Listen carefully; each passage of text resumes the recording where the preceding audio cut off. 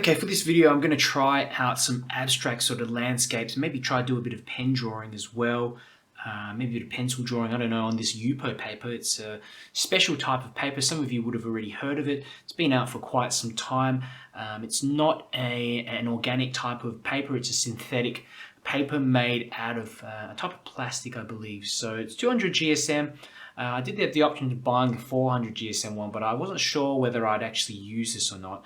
But I have seen some interesting abstracts, and I really love sort of blooms and irregular drying patterns of the Yupo paper. So just in the videos I've seen, so I want to give it a try and give it a go. So I have a whole bunch of paints here. Some of them are granulating, some of them are not, and I want to see how this paper reacts to it. Will create some interesting patterns.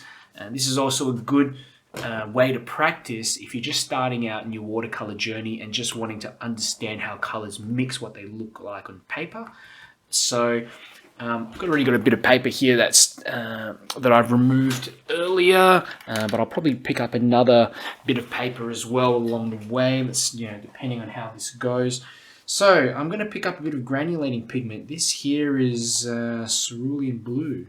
Cerulean blue, it's a Daniel Smith color, and look at that, it's fascinating. It just you touch it onto the paper, it's almost like you're painting on a how should I say it, like a sheet of plastic or something like that.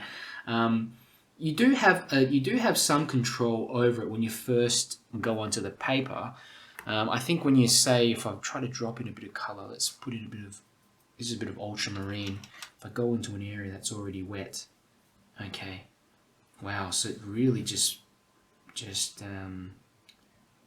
goes around and moves around the paper quite a lot. So it's difficult to control, but you know, there's some really interesting sort of color combinations I'm sure you get from this. So this is a tiny bit of red that I've got, maybe a bit of this color here, which is another mineral sort of color, goethite. Dropping that in, and let's try to pick up, for example, I do have some neutral tint here, so if I grab that and just drop that in here, let's see how that kind of reacts on the paper, and how it sort of, whether it separates out or anything like that. I think that's really interesting. It does, it does the same sort of thing when you are basically painting on you know, normal watercolor paper. If you have a really thick segment of thick paint, I mean, that's what I'm talking about, you drop it in there, it's going to yeah, just stay put a little bit more, unless if you put more water into it. This is interesting. Let me get a bit more of that neutral tint, and let's drop some more of that in, maybe up the top here.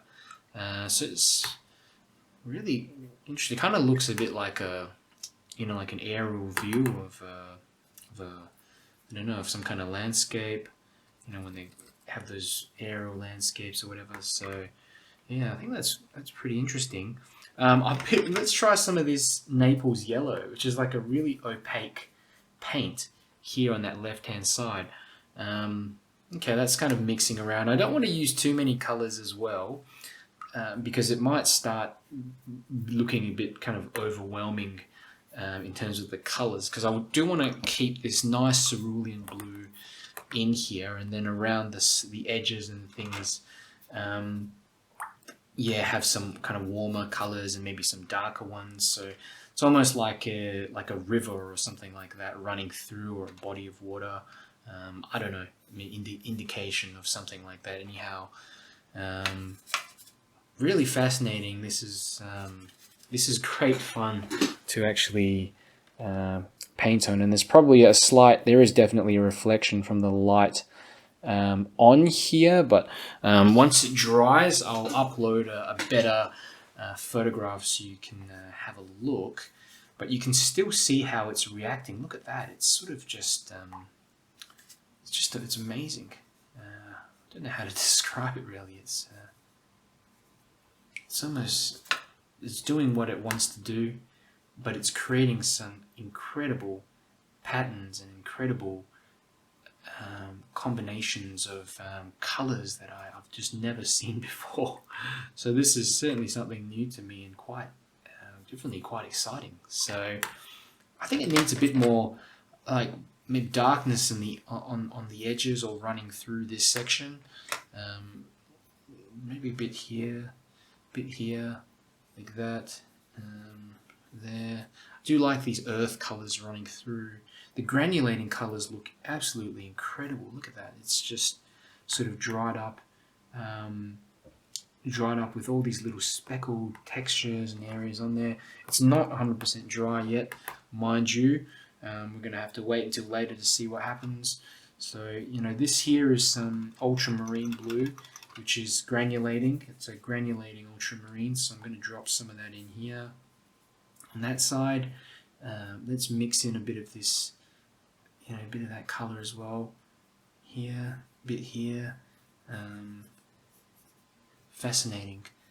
As it's starting to dry, you get a bit more, look at that, you can get a tiny bit more control over the top of this and really do what you want to it.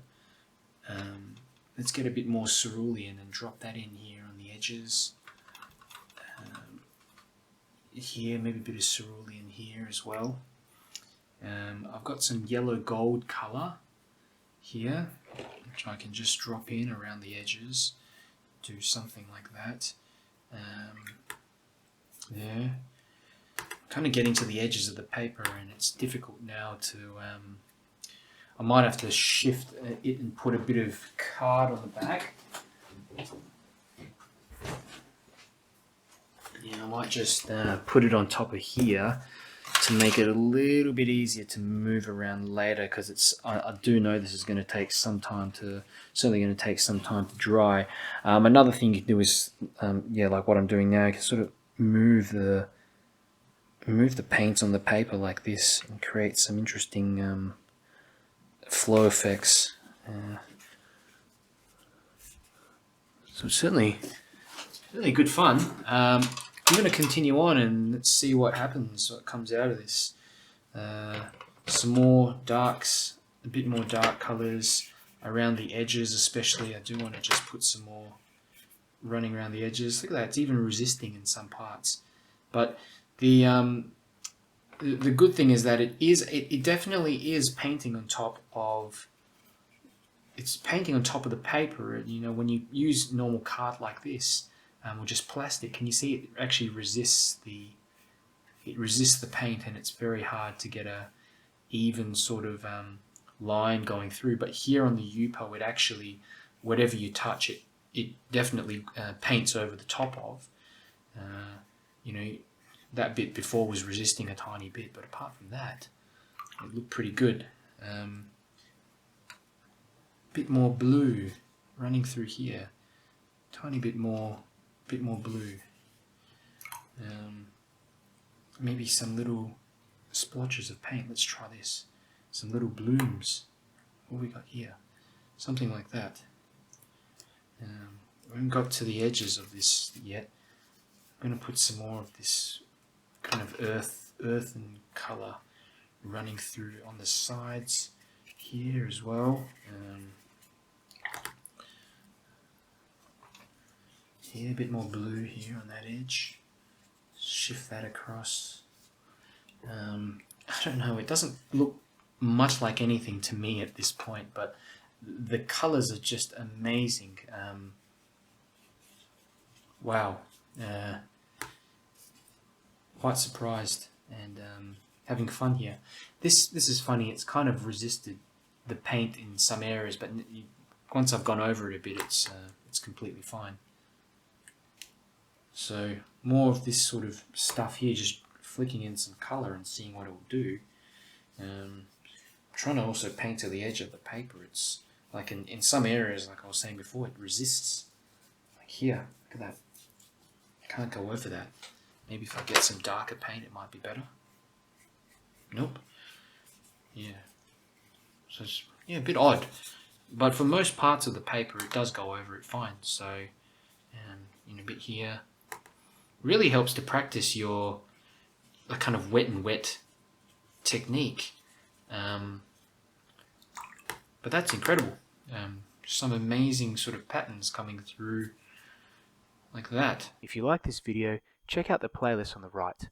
I release new tutorials and art supply reviews each week to help you progress faster in your watercolor journey.